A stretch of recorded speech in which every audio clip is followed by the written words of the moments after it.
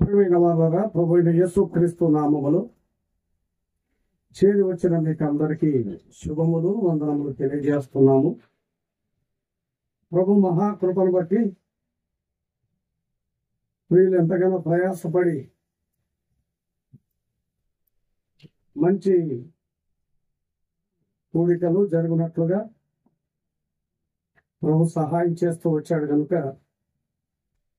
ప్రారంభంలోనే శిలువ సందేశాన్ని గురించి మనం విన్నాము. ఆ 3 గంటలు గుర్తుపెట్టుకోవాలి కదా, గుర్తుపెట్టుకునే 3 గంటలు. సరే, మంచిది. ఆ తర్వాత మనము సైనికులు, దేవుని యొక్క మహాసైన్యం. ఈనాడు దేవుని యొక్క మహాసైన్యము, సంఘము అనే సత్యాన్ని మనం విని సంఘములో సైనికులుగా మనం ఎలాంటి లక్షణాలు కలిగి ఉండాలి. కృతగా నమ్మిన వారికి అభ్యంతరకరంగా ఉంటే వాడు తన మెడకు తిరగట్రాయి కట్టుకొని లోతైన సముద్రంలో మునిగి వాడికి వాడే చావడం మేలని యేసుప్రభు చెప్పాడు. యేసుప్రభు పలికిన భయంకరమైన మాటల్లో అది ఒకటి. కానీ మనోడు మునగడం లేదు. అంటే మునిగి బండ్లు కట్టుకొని రాళ్ళు కట్టుకుంటే పోతారని మునిగి బండ్లు కట్టుకొని చెప్తా ఉన్నారు. అనేక సంఘాల్లో ఆటంకంగా ఉన్నారు. యూనిటీ అలాగే ప్యూరిటీ అన్నాడు. నిజమే, చాలా మంది యూనిటీగా ఉంటున్నారు కానీ ప్యూరిటీగా లేదు. యూనిటీగా ఉండడం అంటే కామన్ గా ఉండడం కాదు, యూనిఫామ్ గా ఉండడం కూడా కాదు. మనమంతా బంధువులు లేకపోతే ఏదో సంబంధాలు కలుపుకున్నాం, మనమంతా ఒక యూనిటీ అన్నట్టుగా కొంతమంది భలే యూనిటీగా ఉంటారు. కానీ ప్యూరిటీ లేదు. మనోడు కాబట్టి ఏ తప్పు చేసినా పర్లేదు, వాడు ఎంత పాపమైనా చేయొచ్చు. ఎందుకు? ఆ యూనిటీలో ప్యూరిటీ ఏమైంది? ప్యూరిటీ ఏమైంది? కాబట్టి క్లారిటీ లేక మనం చేస్తున్నాం. కాబట్టి మనం అర్థం చేసుకోవాలి, యూనిటీ మాత్రమే కాదు, అందులో మనకేముండాలి? ఆ ప్యూరిటీ. ఆ యూనిటీ మనల్ని ప్యూరిఫై చేయాలి. ప్యూరిఫై చేయని యూనిటీ ప్రయోజనం ఏం లేదు. ఒక పంప్ హౌస్ దగ్గర పోండి, నీరు ఇక్కడ ఉన్నాడు ఇంజనీర్, ఇక్కడ లోకనాథం గారు, ఆయన అడగండి. పంప్ హౌస్ లో నుండి ఏమాత్రం పొరపాటున ఇంప్యూరిటీ వచ్చింది అనుకోండి, ఆ ప్రాంతంలో కలరా రకరకాల వైరస్లు, బ్యాక్టీరియాలు సోకి వెంటనే పేపర్కి వస్తుంది, వీళ్ళ మీదకి ఒక యుద్ధ ప్రకటన కూడా వచ్చేస్తుంది. కానీ ప్యూరిటీగా నీళ్ళన్నీ రావాలంటే ఆ హౌస్ కి సంబంధించిన పైప్స్ కానీ లైన్స్ కానీ అవన్నీ యూనిట్గా పనిచేయాలి.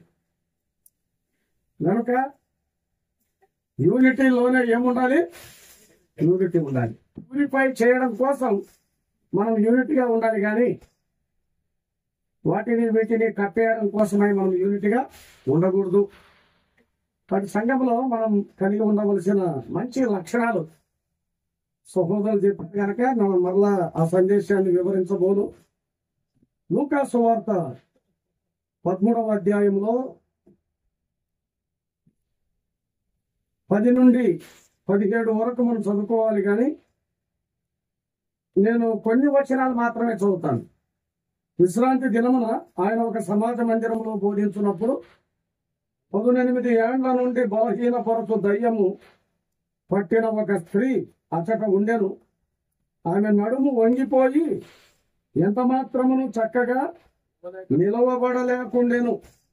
యేసు ఆమెను చూచి రమ్మని పిలిచి, అమ్మా, నీ బలహీనత నుండి విడుదల పొంది ఉన్నావని ఆమెతో చెప్పి ఆమె మీద చేతులుంచగానే ఆమె చక్కగా నిలవబడి దేవుని మహిమపరిచెను. యేసు విశ్రాంతి దినమున స్వస్థపరిచినందున ఆ సమాజ మందిరపు అధికారి కోపముతో మండిపడి జనసమూహమును చూచి, పని చేయదగిన 6 దినములు కలవు గనుక ఆ దినములలోనే వచ్చి స్వస్థత పొందుడి, విశ్రాంతి దినమందు రావద్దని చెప్పాను. వేషధారులారా, మీలో ప్రతివాడును విశ్రాంతి దినమున తన ఎద్దునైనను గాడిదనైనను గాడి యొద్ద నుండి విప్పి తోలుకొని పోయి నీళ్లు పెట్టును కదా. ఇదిగో 18 ఏండ్ల నుండి సాతాను బంధించిన అబ్రహాము కుమార్తె అయిన ఈమెను విశ్రాంతి దినమందు ఈ కట్ల నుండి విడిపింప తగదా అని అతనితో చెప్పాను. మహిమగల దేవ, చదువుకున్న లేఖనాలు దీవించండి. సార్వభౌముడవు, సద్బోధకుడవు, మీరు మాతో మాట్లాడమని వచ్చిన జన సమూహానికేమి, వాక్యాన్ని అందిస్తున్న నాకేమి మీ మంచి హెచ్చరిక, ఆత్మీయమైన పాఠం మాకు అందించమని యేసుక్రీస్తు ప్రభు శ్రేష్టమైన ఘనమైన నామములో ప్రార్థన చేసి వేడుచున్నాము తండ్రి, ఆమేన్. ప్రియమైన వాళ్ళరా, సిలువను గూర్చి సహోదరులు చెప్పారు మంచిది. సైన్యాన్ని గూర్చి సహోదరుడు చక్కగా వివరించాడు, అద్భుతంగా మనం వినగలిగాం. అయితే నేను చెప్పే మాట ఏంటంటే, సమాజం, దేవుని సమాజం, దేవుని సమాజం, దేవుని సంఘం, దేవుని దండు, ఇదంతా దానికి ఎందుకే వస్తుంది. ఇక్కడ చూడండి, 10వ వచనములో విశ్రాంతి దినమున ఆయన ఒక సమాజ మందిరములో బోధించుతున్నప్పుడు అన్నాడు. యేసుక్రీస్తు ప్రభువు ఆయన సమాజ మందిరానికి వెళ్లే ఆ వాడుక ఆయనకు ఉంది. సమాజ కూటాలు ఉంటాయి, ఆ కూటానికి వెళ్లే వాడుక యేసు ప్రభువుకు ఉంది. మరి నీకుందా అని ప్రశ్నించుకుందాం. ఆ దినము సమీపించకూడదు, మీరు సమాజముగా కూడుట మానవద్దు. మానే వాళ్ళు ఎంతమంది ఉన్నారు? మీరు మానకుండా ఉండడానికే యేసు ప్రభు బోధిస్తున్నాడు. ఆయన సమాజ మందిరానికి వెళ్ళాడు. నిష్ట కలిగిన హెబ్రీయుడు మాత్రమే కాదు, హెబ్రీయ బోధకుడు, రబ్బీ. ఆనాడు చాలా మంది రబ్బీలు ఉన్నారు. వారు ఎంతో రూపీ చెప్పినా అవే చెప్తారు, వాస్తవాలు మాత్రం బయట పెట్టరు. ఆ రబ్బీల్లాగా ఈయన ఉన్న విషయాన్ని, వాస్తవమైన సత్యాలను మోమాటం లేకుండా నిర్మోహమాటంగా అందించగలిగిన నిజమైన రబ్బీ మన ప్రభువైన యేసుక్రీస్తు. ఆయన సమాజ మందిరంలోనికి వెళ్ళి ఆయన బోధించుతున్నప్పుడు అన్నాడు, సమాజ మందిరంలో ఎవరున్నారు చెప్పండి? అక్కడ ఎవరున్నారు చెప్పారా? ఎవరున్నారు చెప్పండి. ఎవరున్నారు? ఇక్కడ ఈ సమాజ మందిరంలో ఎవరున్నారు చూడండి. ఎవరెవరున్నారు? యేసు ప్రభు ఉన్నాడని ఒకరు కూడా చెప్పరు కదా, చెప్పరు కదా. ఉంటే కదా చెప్పడానికి అంటారా? ఉంటే చెప్పడానికి. మా సమాజ మందిరంలో అసలు సమాజ మందిరంలో ఎవరున్నారంటే ఏం చెప్పాలి మనము? ఏం చెప్పాలి చెప్పండి? ఎవరున్నారు? మీ సమాజ మందిరంలో ఎవరున్నారంటే ఏం చెప్తారు? మన సంఘములో, మన సహవాసములో, మన సమాజ మందిరంలో, మన గుడుల్లో ఎవరున్నారు? అసలు ఎవరు ఉండాలి? ఎవరుంటే మంచిది? ఆయన సమాజ మందిరానికి వెళ్ళాడు. ఆ సమాజ మందిరంలో ఎవరున్నారు? యేసు ప్రభు ఉన్నాడు, మంచిది. ఇంకెవరున్నారు? సమాజ మందిరపు కనబడలేదు. ఆయన అంత గట్టిగా అరుస్తా ఉన్నాడు అక్కడ. ఎవరు? సమాజ మందిరపు సమాజ మందిరపు అధికారి ఉన్నాడు. ఇంకా జన సమూహం. బాగా చెప్పారు బ్రదర్, బైబుల్ని అలా చదవాలి మనం. జన సమూహం ఉంది, మళ్ళాంటి సమూహమే ఉంది అక్కడ. సమూహం ఉంది, లేకపోతే ప్రజలు ఉన్నారు, సమాజ మందిరపు అధికారి ఉన్నాడు, యేసు ప్రభు ఉన్నాడు, మంచి బోధకుడు. ఇంకెవరున్నారు చెప్పండి? నడుము వంగిపోయిన ఒక స్త్రీ ఉంది. నడుము వంగిపోయిన ఒక స్త్రీ ఉంది. ఇంకెవరున్నారు చెప్పండి? ఎవరున్నారు? వేషధారులు ఉన్నారు, భక్తి పరులు ఉన్నారు, మంచివారు ఉన్నారు, చెడ్డవారు ఉన్నారు. ఇంకెవరున్నారు చెప్పండి? ఇంకెవరున్నారు? ఇంకెవరున్నారు? ఇంకా ఉన్నారు చూడండి. ఇంకెవరున్నారు చెప్పండి. ఆయనను ఎదిరించిన వారు ఎదిరించిన వారు ఉన్నారు. ఇంకెవరున్నారు? ఇంకెవరున్నారు? ఇంకెవరున్నారు? ఆమెకి నవ్వు వచ్చేసింది. పక్కన చెట్టు నవ్వుతుంది. ఏం చెప్పలేకపోతుంది వీళ్ళంతా. ఆమెకి నవ్వు ఆగడంలే. ఇంతమంది కూర్చున్నారు, ఆయన అడుగుతా ఉన్నాడు, ఏం చెప్పలేకపోతున్నారు. పాపం ఆమెకి నవ్వు వచ్చింది. చెప్పండి ఇంకెవరున్నారు? చెప్పండి. నాకు కూడా నవ్వు వస్తా లేదు. ఇంకెవరున్నారు? సాతాను ఉన్నాడు. వాడు కనబడడు. చూడు, ఇంతసేపు పట్టింది మీకు చెప్పాలి. దేవుని సమాజ మందిరాల్లో ఎవరున్నారు చెప్పండి? సాతానుడు ఉన్నాడు. వాడు కనబడడు. వాడు అర్థం కాడు. వాడు ఎవరికి అందడు. వాడు ఎవరికి దొరకడు. వాడు చాలా ఆటగాడు. వాడు చాలా పాటగాడు. వాడు వేటగాడు. ఇవన్నీ సినిమా టెన్షన్ చెప్పొద్దండి. వాడు వేటగాడే. వాడు మోసగాడు. వాడు లయకర్త, అపవాది, శోధకుడు. చాలా చెప్పండి, చాలా ఉన్నాయి ఇంకా టైటిల్స్. సరే మంచిది. సరే మంచిది. ఎవరున్నారు చెప్పండి? ఎవరున్నారు ఇక్కడ? సాతానుడు ఉన్నాడు. ప్రియులారా, అందుకే సామెతల గ్రంథం 30వ అధ్యాయం 19వ వచనంలో చెప్పాడు, బండ మీద సర్పము జాడ కదా.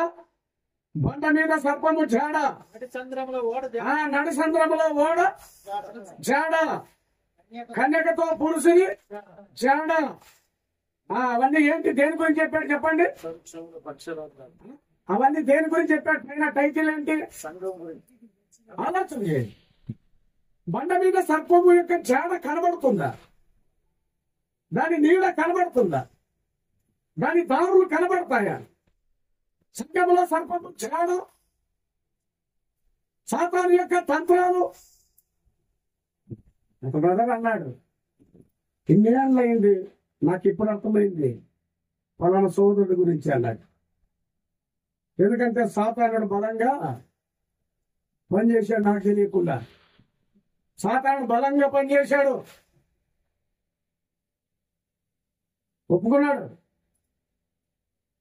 కనుక్కోవడం కష్టం. పిల్లరా, పౌలు అన్నాడు, మనం సాతాను తంత్రములను ఎరగని వారుగా ఉండకూడదు. మనం సాతాను తంత్రములను ఎరగని వారము కాము, ఎరిగిన వారుగా ఉండాలి. మన ఆయుధాల గురించి కాదు, శత్రువు యొక్క ఆయుధాలను గురించి కూడా మనం ఎరిగి పోరాడాలి. పాకిస్తాన్ దగ్గర ఏమున్నాయో భారతదేశానికి తెలుసు కాబట్టి ధైర్యంగా పంపగలిగారు.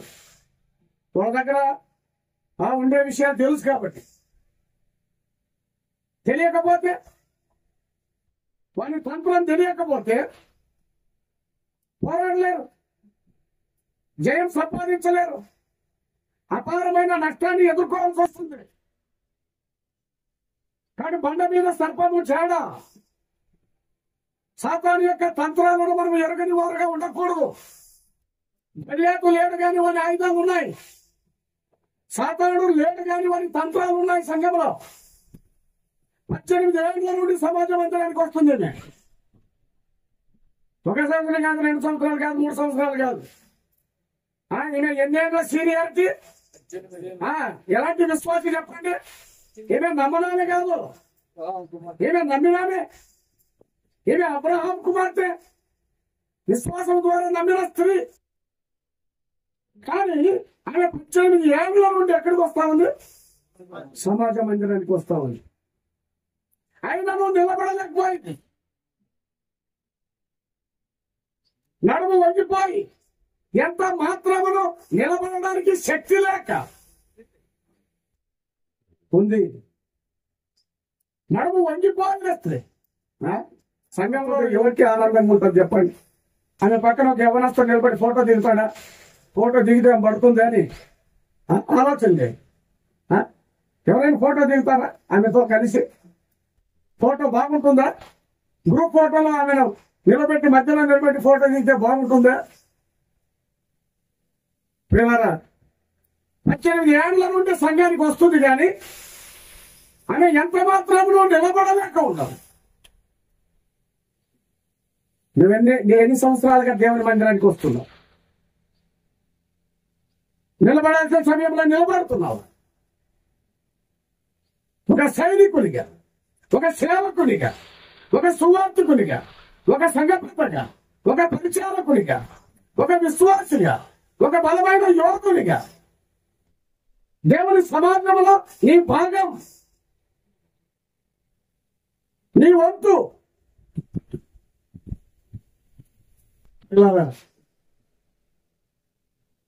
ఆలోచన ఎందుకు ఆమె నిలబడలేకపోతుంది?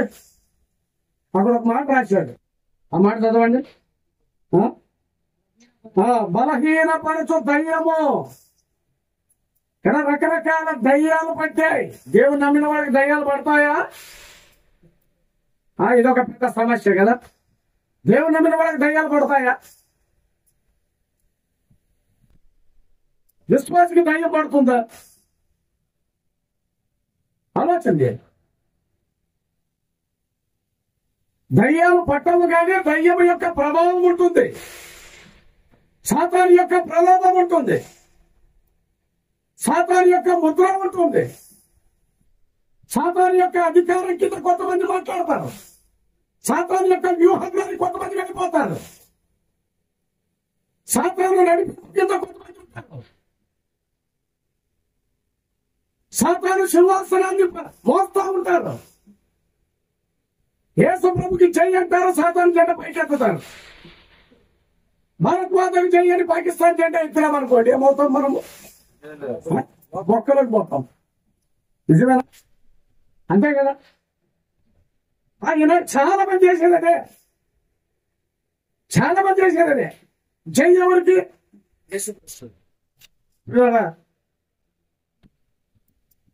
18 ఏళ్ల నుండి ఇక సమాజ మందిరానికి వస్తుంది కానీ ఎంత మాత్రమును చక్కగా నిలబడలేకుండా ఉంది.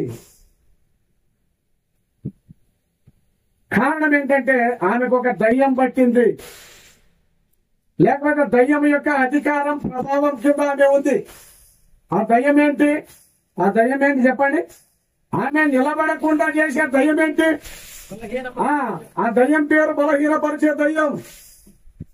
అమ్మా, నువ్వు ఈ పాటిగా స్థిరంగా నిలబడాలి. ఎందుకు నిలబడలేవు? పరిచర్యలో ఎందుకు లేవు? గృహదర్శనాల్లో ఎందుకు లేవు? సంఘ కూడికల్లో ఎందుకు లేవు? పరిచర్యలో ఎందుకు లేవు? సండే స్కూల్ పైన ఎందుకు లేవు? సేవలో ఎందుకు లేవు? కూడికల్లో ఎందుకు లేవు? నేను బలహీనపరిచే దయ్యం ఏది? ఆమె చెప్తే నేను చేయాలా? ఇదొక దయ్యం. ఈయన చెప్తే నేను పోవాలా? ఇదొక దయ్యం.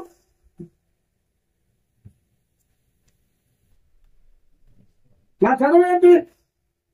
నా అధికారం ఏంటి? నా హోదా ఏంటి? నా కులం ఏంటి? నా జీతం ఎంత?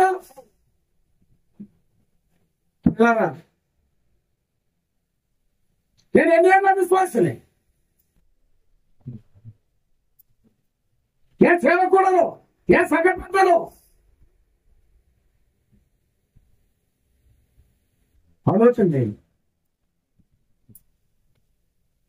కాబట్టి నేను చేయాలా? కాబట్టి నేను రావాలా?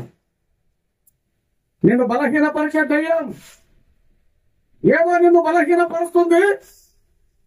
నువ్వు నిలబడలేకపోతున్నావు, నడవలేకపోతున్నావు, వంగిపోయి ఉన్నావు.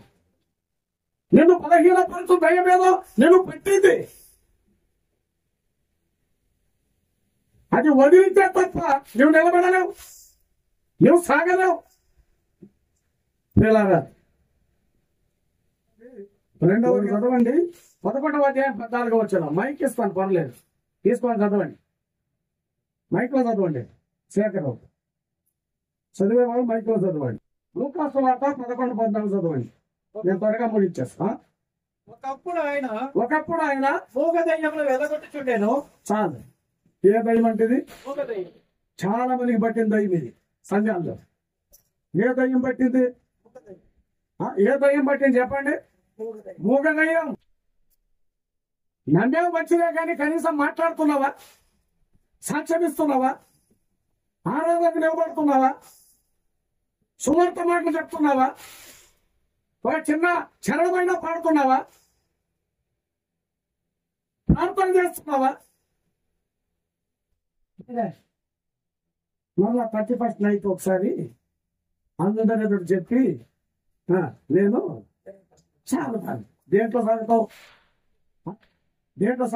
31 తారీఖు అంటే చెప్తాడంట. అప్పటి నుంచి మొదలు పెడతాడంట. ఏది? దేనికి? అంతవరకు ఈయన ఎట్లుంటాడు? మౌనంగా ఉంటాడు. ఎందుకు? ఎందుకు? ఏం పట్టింది? మూగదయ్యం. మాట్లాడలేవా? 4 మాటలు చెప్పలేవా? సువార్త చెప్పలేవా? సాక్ష్యం ఇవ్వలేవా? ఒక పాట అయినా పాడలేవా? అందుకే యేసు ప్రభు దాన్ని వెళ్ళగొట్టడానికి ఒకప్పుడు ఆయన ఏం చేస్తున్నాడు? మూగదయ్యమును వెళ్ళగొట్టుకుంటాను. ఈ మూగదయ్యాన్ని వెళ్ళగొట్టే బోధకులు, భూత వైద్య బోధకులు కాదు. చాటతో కొట్టి, పరకతో కొట్టి కొంతమంది ఈ దయ్యాలు వెళ్ళగొట్టడానికి కోరుకున్నారు. కానీ ఆత్మీయంగా కదా మౌనంగా ఉన్నవారు ఉన్నారు. అయ్యా కొంచెం మాట్లాడు, కొంచెం సువార్త చెప్పు, కొంచెం 4 మాటలైనా స్తుతులు చెల్లించు. నోరు తెరు. యేసుప్రభు చెప్పాడు కదా, నువ్వు నోరు తెరు, నేను దాన్ని నింపుతా. నోరు తెరు నింపుతా. బిర్యానీకి నోరు తెరుస్తాం, నిజమే. ఆరాధన అయిపోయిన తర్వాత నిజమే కదా. ప్రభు స్తుతించడానికి, ఆరాధించడానికి, పాడడానికి, కొన్ని మాటలైనా చెప్పడానికి మూగదయ్యం పట్టిందంట. ఒకటేమో బలహీనపరిచే దయ్యం, ఇంకొకటేమో మూగదయ్యం. మన స్థానిక సంఘాల్లో ఎన్ని మూగదయ్యాలు ఉన్నాయి ఒకసారి ఎక్కించుకోండి. మూగదయ్యమును వెళ్ళగొట్టుకుండేది. సమాజ మందిరంలో మూగదయ్యాలు ఉండకూడదు. మాట్లాడాలి, వందనాలు చెప్పాలి, అలంకరించాలి, హెచ్చరించాలి, కలుసుకోవాలి. తర్వాత లూకాసు వార్త 9వ అధ్యాయం 39 చదవండి.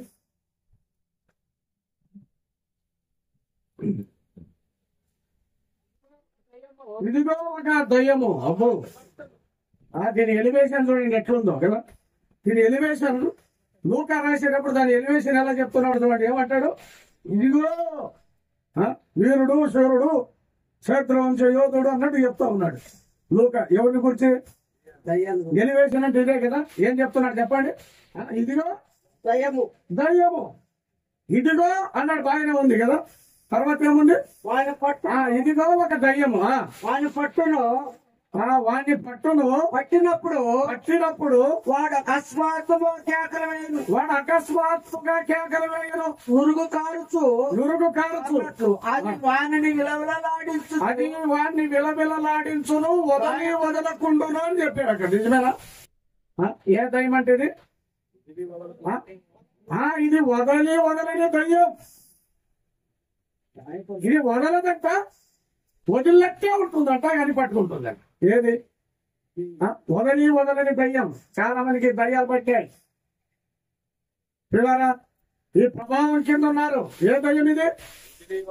ఇదిలో ఒక దయ్యము.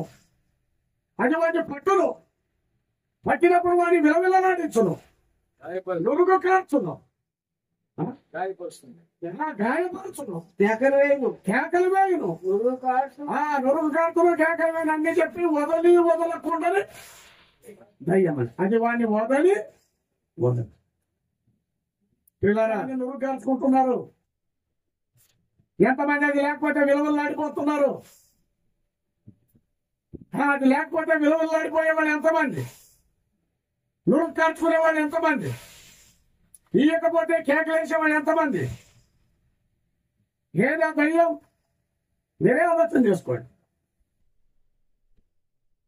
వదిలినట్టు ఉంటుంది కానీ వదలదు, విడిచిపెట్టినట్టు ఉంటుంది కానీ విడవదు. చాలాసార్లు అనుకుంటావు దీన్ని వదులుకోవాలి, చాలాసార్లు అనుకుంటావు దీన్ని మానుకోవాలి, చాలాసార్లు అనుకుంటావు దీన్ని విడిచిపెట్టాలి, చాలాసార్లు అనుకుంటావు దీనికి దూరంగా ఉండాలి. కానీ అది ఎలాంటి దయ్యం చెప్పండి? వదలని దయ్యం. ఎన్ని సంవత్సరాలుగా అనుకుంటున్నావు? మానుకుంటున్నావా? ఆ వ్యసనం మానుకుంటున్నావా? ఆ త్రాగుడు మానుకుంటున్నావా? నమ్మినాలే. చూడకూడదు అనుకుంటా చూస్తావు, త్రాగకూడదు అనుకుంటా త్రాగుతావు, ముట్టకూడదు అనుకుంటా ముడతావు.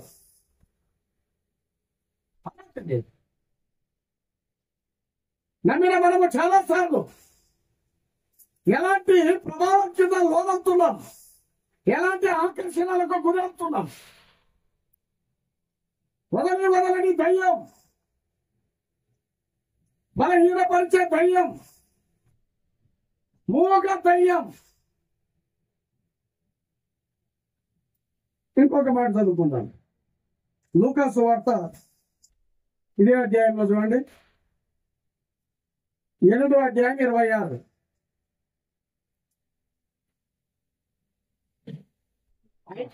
అయితే మీరేమి కూడా వెళ్తుంది 8:26 వారు గలిలయకు ఎదురుగా ఉంటూ దేశములకు వచ్చిరి. వారు గలిలయకు ఎదురుగా ఉండు గెరాసేనుల దేశమునకు వచ్చిరి. ఆయన ఒడ్డున దిగినప్పుడు ఆ ఊరి వాడొకడు ఆయనకు ఎదురుగా వచ్చాను. వాడు దయ్యములు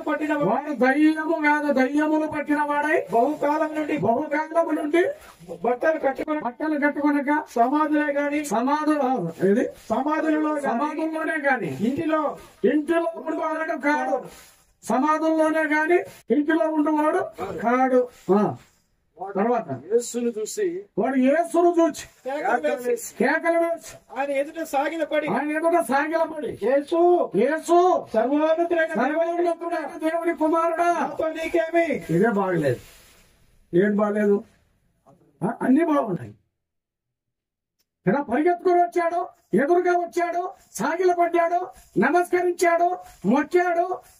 యేసు సర్వోన్నతుడైన దేవుడి కుమారుడా గొప్పగా ఆరాధించాడు. ఆదివారం గొప్పగా ఆరాధించాడు, గట్టిగా ఆరాధించాడు. మిగిలిన 6 రోజులు నాతో నీకేమి? యేసు ప్రభుతో సంబంధం లేదు. మిగిలిన 6 రోజులు నాతో నీకేమి? కేవలం ఆదివారం మాత్రమే వస్తాను, రొట్టె తింటాను, ద్రాక్షరసం తాగుతాను, చల్లగా వెళ్ళిపోతా. ఇంకా 6 రోజులు ప్రభుత్వం నీకు పని లేదు. అసలు వాడు ఇంట్లో ఉండేవాడు కాదు. చాలా మంది ఇంట్లో ఉండరు. కొంతమందికి వారి ఇంట్లో వాళ్ళు కాళ్ళు నిలబడదు. సత్త వీధుల్లో ఉంటాడు, రాత్రి చిన్న చీకట్లో ఉంటాడు, ఆ వీధి మొదల్లో ఉంటాడు. పానీపూరి షాప్ కాడ అక్కడిక్కడ కనబడుతుంటారు. కొంతమంది సువార్తలో ఉండరు. వీళ్ళు సువార్తలో ఉండరు. పిల్లలు ఆలోచన లేదు. ఎక్కడుంటారు? వాడు ఇంట్లో ఉంటాడు. ఇల్లు విడిచి తిరుగువాడు గూడు విడిచి తిరుగు పక్షితో సమానం. వాడు ఇంట్లో ఉండేవాడు కాడు. మొత్తానికి యేసు సర్వోన్నతుడైన దేవుని కింద చూడండి. యేసు ప్రభు ఇంత విచిత్రమైన క్యారెక్టర్. ఈయన పేరు కనుక్కోవాలనుకున్నాడంటే యేసు ప్రభుకి ఎంత ఆసక్తి కదా. ఎవరిపోయినా చూడండి. యేసు నీ పేరేమని వారిని అడుగుదా. యేసు అనకూడదు అక్కడ. యేసు అని డ్యాస్ ఉన్నప్పుడు యేసు ప్రభు మాట్లాడుతున్నాడని దాని అర్థం. యేసు నీ పేరేమని వారిని చాలా దయ్యములు వచ్చి ఉండేది గనుక వాడు తన పేరు సేన అని చెప్పి సేన. ఏం పేరు? సేన. అబ్బో, ఎంత బలమైన పేరు ఇది ఈ రోజుల్లో కూడా కదా. జనసేన మహాసేన యాసేన వీడు యాసేన ఏ సేన చెప్పండి ఏ సేన వీడు సేన వీడు ఊగి ఊగి మాట్లాడతాడు ఎవరు కేకలేసి మాట్లాడతాడు ఎవరు సేన సర్వోన్నతుడైన దేవుడి కుమారుడు అంటాడు ఎవరు సేన అసలు దేశమే గెరాసేనుల దేశం సేనల దేశం అక్కడ ఒక మంచి సైన్యం ఉంటే ఆ సైన్యం మధ్య వీడొక సేన వీడు సాతాను సేన పిల్లరా సేన నీ పేరేమని అడిగితే ఏం చెప్పాడు చెప్పండి సేన అని చెప్పాడు పిల్లరా దేవుని సమాజంలో నీవు సైనికుడివా లేదా సేనవా కేకలేస్తూ తిరుగుతున్నావా గూడు విడిచి తిరుగుతున్నావా సమాజంలో ఉంటున్నావా నీ దేహాన్ని గాయపరుచుకుంటున్నావా సమాజానికి మంచివాడుగా ఉండకుండా సమాజంలో ఉండడం రాళ్లతో గాయపరచుకోవడం ఇక్కడ మన లక్షణాలు ఆదివారం ఆరాధన చేస్తాం మంచిదే కానీ వారం అంతట్లో గాలికి తిరిగే వాళ్ళు ఎవరైనా సేన అది ఏ సేన ఆలోచన చేయాలి దేవుని సంగమ సైన్యం మహా సైన్యములో నువ్వు ఒక సైనికుడు అయితే నీ లక్షణాలేంటి నువ్వు సైనికుడివా లేకపోతే సేనవా పిల్లల రకరకాల బలహీనతలతో వ్యసనాలతో చక్కగా నిలబడవలసిన మనము నిలబడలేకపోతున్నాం సమాజంలో ఇది వాస్తవం నరపతుడా నువ్వు చక్కగా నిలబడు నువ్వు నిలబడితే కదా నేను నీతో మాట్లాడడానికి నువ్వు నిలబడితే నేను మాట్లాడు నువ్వు నిలబడకపోతే నేనేం మాట్లాడతాను పిల్లల దేవుని సమాజంలో మనం చక్కగా నిలబడాలంటే ఇక్కడ యేసు ప్రభు యొక్క బోధ మనం వినాలి ఆయన కన్నులు ఆ 18 ఏళ్ల నుండి వంగిపోయిన స్త్రీ మీద పడ్డాయి ఆమెను చూచాడు ఇంకా రమ్మని పిలిచాడు ఆమె మీద తన చేతులు ఉంచాడు దయ్యము వదిలిపోయింది ఆమె బాగుపడింది ఆమె చక్కగా నిలబడింది యేసు ప్రభు నిన్ను పిలుస్తున్నాడు ఆయన చెంతకు వస్తే నీ బలహీనత ఏదో నీ జాడ్యం ఏదో నీ అపవిత్రత ఏదో నీ జాడ్యం ఏదో నీ ఉన్న వ్యసనం ఏదో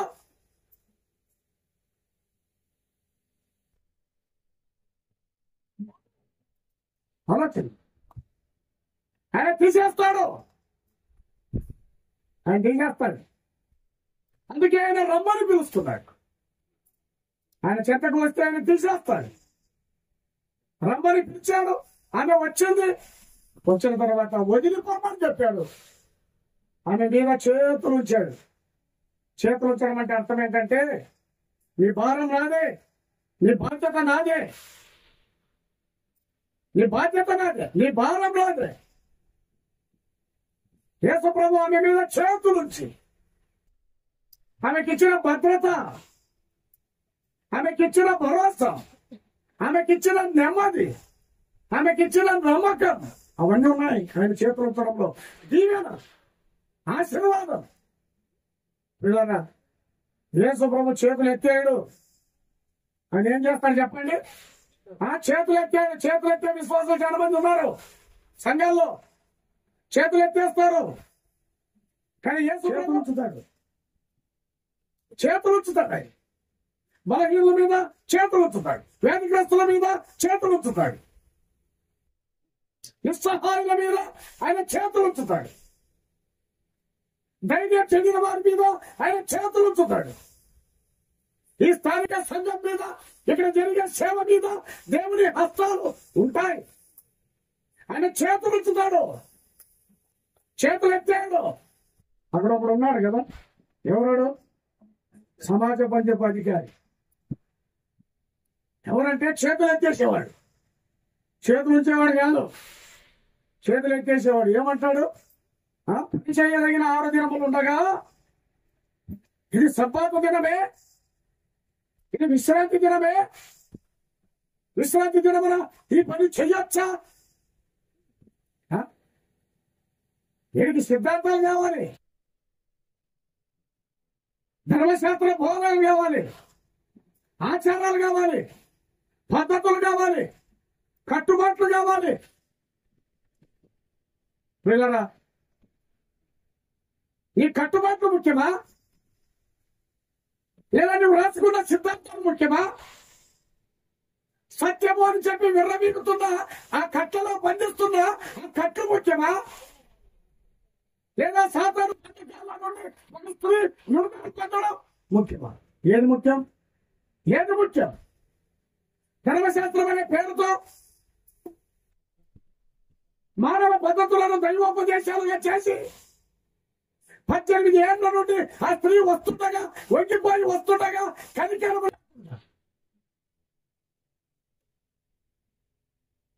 యేసు ప్రభువు ఆమెను చూడడం, జాలిపడడం, ఆమెను పిలవడం, ఆమెను బాగు చేయడం నేరమా? తప్ప? యేసు ప్రభు ప్రశ్నతో పడిచ్చాడు ఆ భాగాన్ని. అబ్రాహాము కుమార్ 18 ఏళ్ల నుండి సాతాను బంధించిన ఈ స్త్రీని నేను ఆ కట్లలో నుండి విడిపింప తగదా? నేను విడిపించకూడదా? విడిపింప తగదా? నేను అందుకే కదా వచ్చింది, కట్ల నుండి విడిపించడానికి వచ్చాను.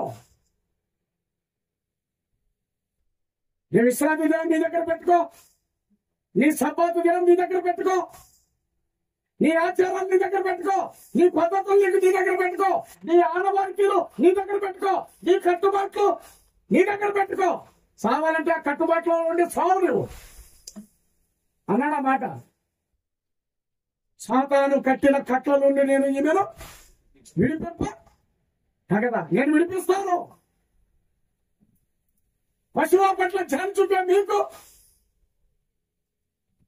వ్యక్తుల పట్ల జాలి లేదా? బలహీనల పట్ల జాలి లేదా? వంగిపోయిన వారి పట్ల జాలి లేదా?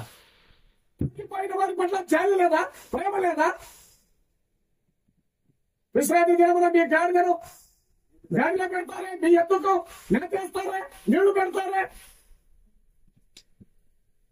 మరొక విశ్రాంతి దినము వరకు ఈమె ఉండాలా? ఈమె నేను విడిపింప తగదా? ఆచారాలు ముఖ్యమా? ఆధ్యాత్మిక ముఖ్యమా? పద్ధతులు ముఖ్యమా? బాగుపడడం ముఖ్యమా? కట్టుబాట్లు ముఖ్యమా? సాతాను కట్టు తెచ్చడం ముఖ్యమా? ఏది ముఖ్యం? ఏది ముఖ్యం? ఏది ప్రధానం? వీళ్ళరా, కనికరం లేని వాడు కనికరం లేని తీర్పు పొందుతాడు. నువ్వు కఠినముగా ఉన్నావా? ఒక రోజున కఠినమైన తీర్పు అనుభవించాల్సి వస్తుంది.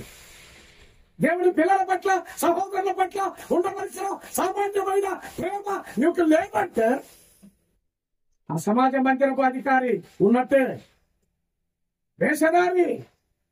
యేసు ప్రభు ఏమని పేరు పెట్టాడు? ఏమని పేరు పెట్టాడు చెప్పండి? నేను కాదు పేరు పెట్టింది. ఆ సమాజ మందిరపు అధికారికి ఏమని పేరు పెట్టాడు? ఆ వేషధారి. గాడిదలను గురించి, మేకలను గురించి, గొర్రెలను గురించి, పశువులను గురించి శ్రద్ధ వహించే నీవు దేవుని స్వరూపంలో ఉన్న మానవుని కూర్చున్న సరి అయిన అవగాహన, కనికరము, దయ లేకుండా బ్రతుకుతావా? నేను విడిపించవలసినదే.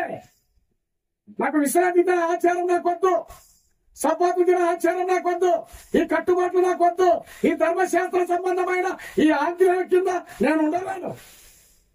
నేను ఆజ్ఞ కింద బ్రతకడానికి రాలేదు. ఆయన ఎందుకు వచ్చాడు? కాబట్టి ఆమెను విడిపించాడు. ఆయన ఎదిరించిన వారు ఆశ్చర్యపడ్డారంట ఆయన చేసిన కార్యాలు. అక్కడ ఉందండి. చాలా మంది సంతోషించారంట. కొంతమంది సంతోషించారు, కొంతమంది ఎదిరించారు. ఎదిరించిన వారు కూడా సిగ్గుపడ్డారు. కొంతమంది సంతోషించారు, ఎదిరించిన వారు యేసు ప్రభువును, ఆయన బోధను, ఆయన చేసిన కార్యాన్ని ఎదిరించిన వారు సిగ్గుపడ్డారు. ఈ రెండు జరగాలి ఏ కోడికలోనే. ఈ కార్యాలను మీరు నెరవేరుస్తుంటే మీరు సంతోషించండి. లేదా ఇలాంటి కార్యాలకు భిన్నంగా మీరు ఉంటే సిగ్గుపడి బలవంచుతుంది. దేవుని పిల్లల్ని ప్రేమించడం, బలహీనతల్లో ఉన్న వారిని అందులో నుండి విడిపించి వారిని సరిచేయడం, నిలబెట్టడం నేర్చుకోండి. పిల్లలు, దానికి మించిన ఆజ్ఞ మరొకటి లేదు. దానికి మించిన ఆజ్ఞ మరొకటి లేదు. సాతాను బంధకాల్లో ఉన్న ఈమెను విడిపించడం గొప్ప. లేదా నీ కట్టుబాట్లు గొప్ప. నీ కట్టుబాట్లు గొప్ప. నీ ధర్మశాస్త్ర కట్టు గొప్ప. సాతాను కట్లలో నుండి ఈమెను విడిపించడం గొప్ప. ఇక్కడ ప్రశ్నతోనే ముగించాడు. విడిపింప తగదా? విడిపించకూడదా? ఓ సమాజం అంటే పని కాదు. కీర్తన 82:1 చదవండి. ఒక మాట ఉంది. దేవుడి సమాజంలో నిలిచి ఉన్నాడు. ఎవరు? దేవుడు. అది చెప్పాలి పదాలు. అది నిలబడలేదు. మైక్ పాట లేదు. దేవుని సమాజంలో ఎవరు నిలబడ్డారు చెప్పండి? దేవుడు నిల్చున్నారంట. దేవుడి సమాజంలో నిలబడాల్సింది ఎవరు? దేవుడు. దేవుడు ఎందుకు నిలబడ్డాడు ఆయన? చదువుకోండి. తర్వాత దైవముల మధ్యలో తీర్పు చేయడానికి నిలబడ్డాడు ఆయన. ప్రజలకు తీర్పు చేస్తాడు, నాయకులకు తీర్పు చేస్తాడు. ప్రజలకు తీర్పు, నాయకులకు తీర్పు. నాయకులు తప్పిపోయారు న్యాయం చేయకుండా, ప్రజలు తప్పిపోయారు సత్యంలో లేకుండా. కాబట్టి ఆయన దైవముల మధ్య ఆయన ఉన్నాడు, తీర్పు తీర్చడానికి ఉన్నాడు. దేవుని సమాజంలో దేవుడు నిలబడ్డాడు, నువ్వు కాదు.